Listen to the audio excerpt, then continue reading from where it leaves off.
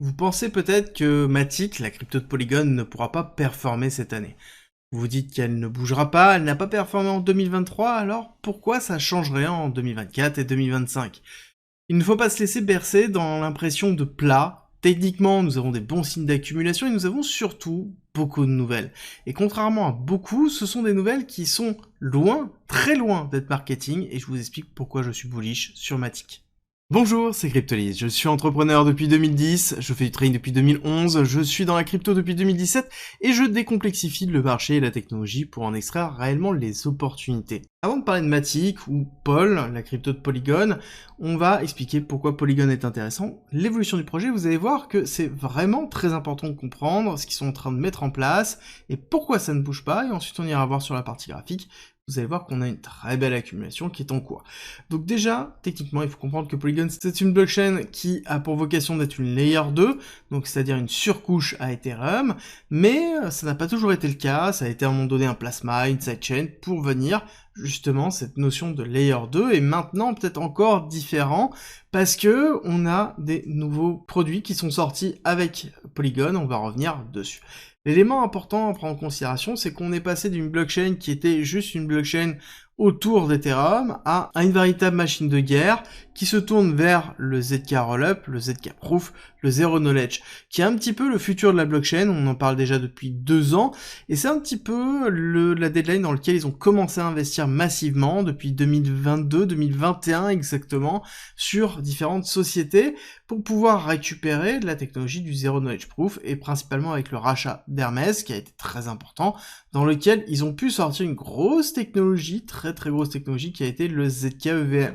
ZK-EVM, ils ont été la première blockchain à proposer la technologie du ZK dans l'EVM compatible, le tout open source, en 2022. Ils se sont dépêchés de le faire pour pouvoir couper l'herbe sous le pied à beaucoup de personnes, et depuis, ils ont drivé énormément d'applications décentralisées sur leur technologie. Et oui, parce que c'est une des blockchains qui a le plus d'applications décentralisées, qui a la plus grosse communauté de développeurs, et depuis peu, ils ont lancé Polygon 2.0. Comme je vous dis, ce sont des nouvelles qui sont fortes, on a l'impression que c'est marketing, alors que ça ne l'est pas du tout, et je vais vous prouver pourquoi. Première chose, il faut comprendre ce qu'est Polygon 2.0. C'est très loin d'être juste le passage de Matic à Pol, hein. C'est-à-dire que les Matic vont être transformés en Pol, la nouvelle crypto, en tout cas c'est un rename de la crypto de Polygon, ce qui est plutôt cohérent, mais c'est bien plus que ça, c'est la notion d'agrégation, on va revenir dessus dans quelques instants. Mais c'est la consolidation de tout ce qu'ils ont construit depuis 3 ans, avec le ZK-EVM qui va servir de validation pure, et à côté, la structuration d'interopérabilité à travers un CDK Chain. C'est quoi? C'est-à-dire un kit de développement pour construire sa blockchain. Ils ont repris le concept de Cosmos et d'Atom, sauf qu'ils ont retiré tous les défauts que peut avoir Cosmos, et ils ont structuré la construction de blockchain autour de l'écosystème et autour de leur écosystème et du pôle justement, donc la nouvelle crypto, donc Matic actuellement, qui va servir principalement à la validation des transactions et à la protection des différents stades, que ce soit dans les supernets, donc qui sont des réseaux Polygon dédiés à des institutions par exemple, le Polygon ZKEVM qui va être le vecteur de transaction, qui va être quelque chose qui est à part, et on va avoir le Validium qui sert de couche d'interconnexion entre les deux. Encore une fois, ce qui permet ça, c'est le ZK Proof, c'est-à-dire la technologie qu'ils ont achetée. Je reviens dessus parce que, vous allez voir, ça a un poids qui est énorme dans la dernière nouvelle qui est arrivée.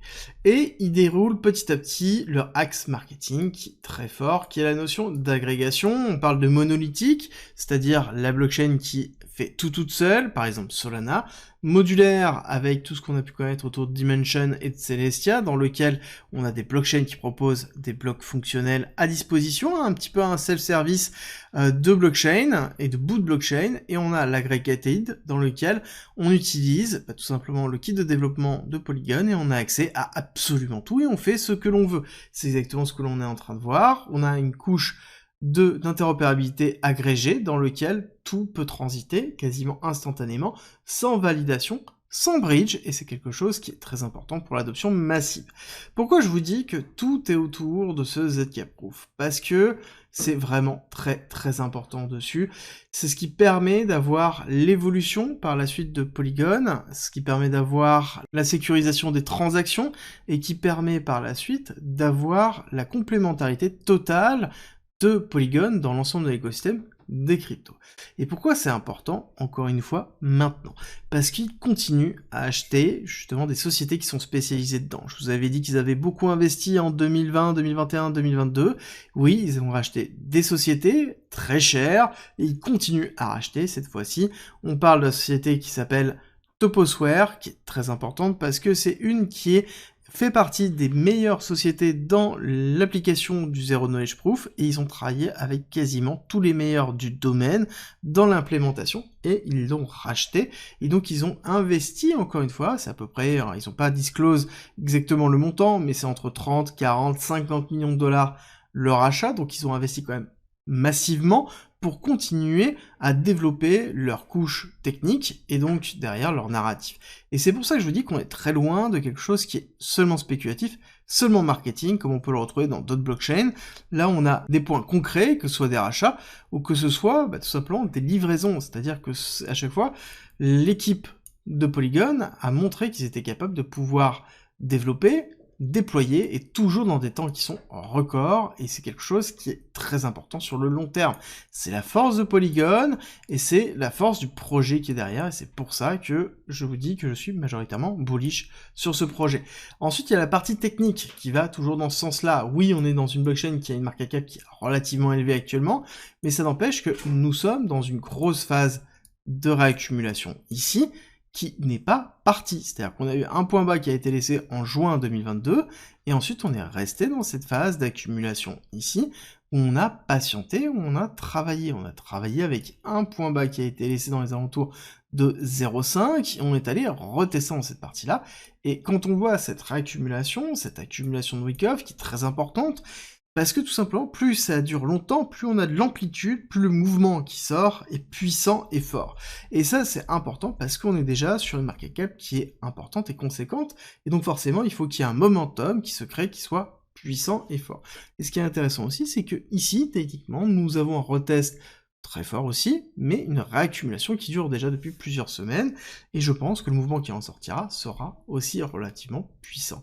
Ce qui est intéressant de voir, c'est que quand on regarde au niveau des targets, pour une évolution future au niveau de Polygon, on va se dire qu'on part sur quelque chose de classique. Vague 1 héliotiste, vague 2 héliotiste, on fait un retracement par rapport à cette vague 2, on fait une extension de Fibonacci, première, deuxième, et ça nous donne en fait des targets. On va chercher le 1,618 pour la grande vague 3, héliotiste. 1,618 qui est dans les alentours de 5$.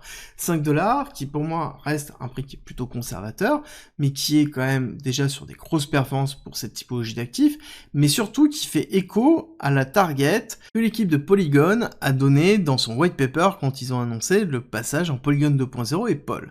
Et je pense que, en effet, c'est une des premières targets, et je pense qu'on peut aller plus haut, on peut aller chercher les 6, 7$. Encore une fois, on a déjà beaucoup d'applications décentralisées qui travaillent dessus, on a beaucoup de liquidités, une capacité de réinvestissement pour pouvoir justement mettre en place les éléments techniques nécessaires pour leurs objectifs. Et ça, c'est vraiment très important, et c'est encore une fois un autre élément qui me confirme que Polygon, ça continue à construire, et c'est pas pour rien que c'est toujours dans les main projects.